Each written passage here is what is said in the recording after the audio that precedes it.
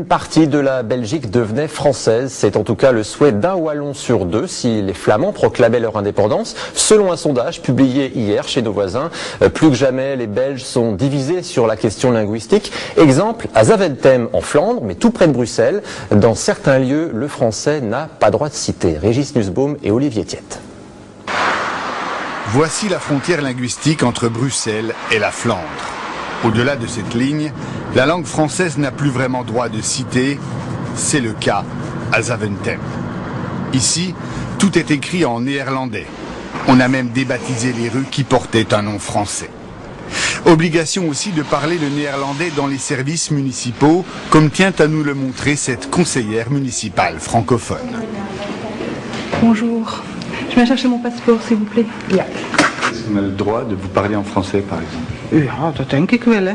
Et vous avez le droit de répondre en français? Nee, nee. Le règlement est formel, les employés sont tenus de s'exprimer en néerlandais sous peine de sanction. Quant aux usagers qui ne maîtrisent pas cette langue, ils sont priés de se présenter avec un interprète.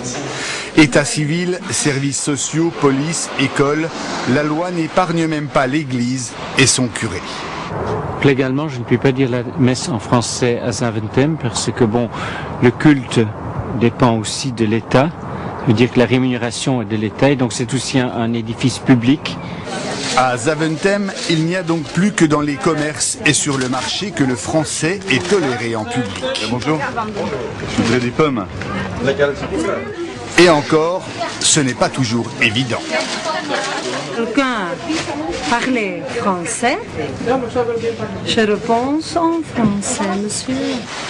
Alors, chez les francophones, on se serre les coudes à l'ombre du drapeau belge. Et même s'ils représentent 20% des 30 000 habitants de la commune, ces francophones se sentent peu ou prou comme une minorité assiégée. Ce qu'on a obtenu, ce qu'on a appris avec les années, ce qu'on a reçu de nos parents, de nos arrière-grands-parents, c'est vraiment notre background qu'on veut faire disparaître pour vous faire rentrer dans un canevas. Je suis flamand, je pense flamand, je réagis flamand. Et ce qui fait scandale aujourd'hui à Zaventem, c'est une directive municipale. La ville ne vend ses terrains qu'à ceux qui parlent le néerlandais ou promettent de l'apprendre. Une évidence aux yeux de cet adjoint au maire flamand, l'un des initiateurs de cette directive. Ce qu'on demande, c'est que des gens, des Belges ou des étrangers qui veulent s'établir ici, qu'ils fassent l'effort de connaître notre langue et d'apprendre notre langue. Eric Van Rompuy nous emmène sur le chantier de ses futurs logements, devenu pour lui une ligne de défense de l'identité flamande. Si à 500 mètres, nous sommes dans la région bruxelloise, que les gens qui veulent habiter ici en Flandre puissent s'exprimer en néerlandais, et c'est pour sauvegarder notre identité culturelle. La situation qui prévaut ici à Zaventem permet de mieux comprendre ce que vit aujourd'hui la Belgique, un pays de plus en plus gagné par l'idée de séparation, de partition entre les deux communautés. Un récent sondage révèle d'ailleurs que la moitié des Wallons seraient prêts aujourd'hui à se rattacher à la France. Et sans détour, notre invité est Philippe Dutilleul. Vous êtes l'un des auteurs du faux journal du 13 décembre 2006 en Belgique. Ce jour-là, la RTBF avait interrompu ses programmes pour annoncer que la Flandre déclarait son indépendance. Cette fiction avait même semé la panique dans le pays. Est-ce que vous pensez que finalement, eh bien, votre scénario est en train de se réaliser aujourd'hui ? Écoutez, je ne vais pas tourner autour du pot belge, si vous voulez, mais je serai nuancé dans ma réponse.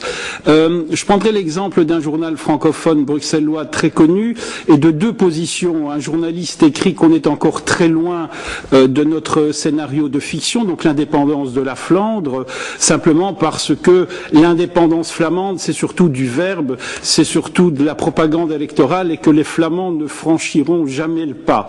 Disons, ça c'est la version un peu soft des événements actuels.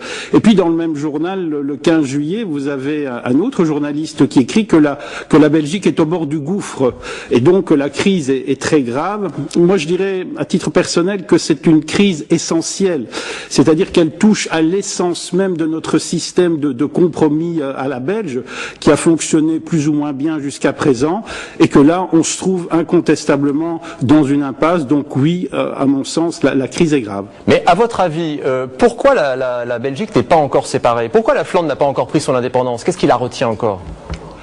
Ce qui la retient, je vous dirais d'abord, c'est un peu le sens de l'émission qu'on a faite, c'est qu'on a montré dans cette émission que pour que la Flandre devienne indépendante, il fallait répondre à beaucoup de conditions et que ce divorce allait coûter très cher. Il allait coûter très cher au niveau belge, mais il allait coûter aussi cher au niveau international.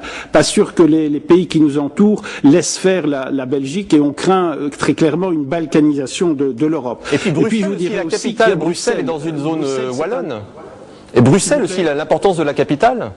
Absolument. Bruxelles est vraiment un enjeu fondamental. C'est à la fois une pomme de discorde entre flamands et francophones, et votre reportage l'a très bien montré, mais c'est également le trait d'union entre les Belges. C'est la seule région de Belgique où l'on parle les deux langues, donc les deux langues, le néerlandais et le français. Vous savez qu'il y a aussi une région de langue allemande. Et voilà, donc ce territoire de Bruxelles est un enjeu extraordinaire parce que ça apporte énormément de richesses au niveau du territoire, de l'ensemble du territoire belge. Et puis n'oubliez pas aussi que c'est la capitale de l'Europe, c'est la capitale de la Flandre et c'est la capitale de la Belgique. Donc oui, Bruxelles aujourd'hui est le véritable trait d'union et le véritable enjeu du futur de la Belgique. Régis Tusboom le disait à la fin de son reportage, un Wallon sur deux est désormais prêt à être rattaché à la France. Attention, seulement si la Flandre devenait indépendante, mais quand même, il n'était que 29% il y a un an, maintenant ils sont 1 sur 2. Est-ce que ça veut dire que cette idée fait son chemin ? Bien sûr que cette idée fait son chemin. Alors bon, je vous dirais qu'au niveau électoral, elle reste extrêmement minoritaire. Mais j'ai pu constater moi-même lors de mon enquête, avant l'émission dont vous parliez, donc Bye Bye Belgium, c'est que dans certains milieux intellectuels, cette idée en effet progresse. Et pas mal de gens, notamment qui habitent les frontières, et se disent, mais est-ce qu'il faut continuer éternellement à s'affronter aux Flamands? Est-ce qu'il ne vaut pas mieux faire la paix dans le divorce, un divorce pacifique, et puis revenir, disons, à la francophonie.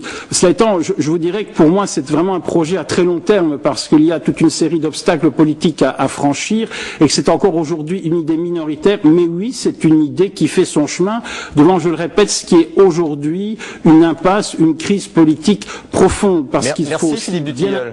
Merci Philippe Dutilleul. Et effectivement, il y a une étape encore demain que l'on attend. Le roi Albert II prendra connaissance d'un rapport où il attend lui aussi des solutions pour sortir de cette crise. Merci d'avoir été en direct avec nous.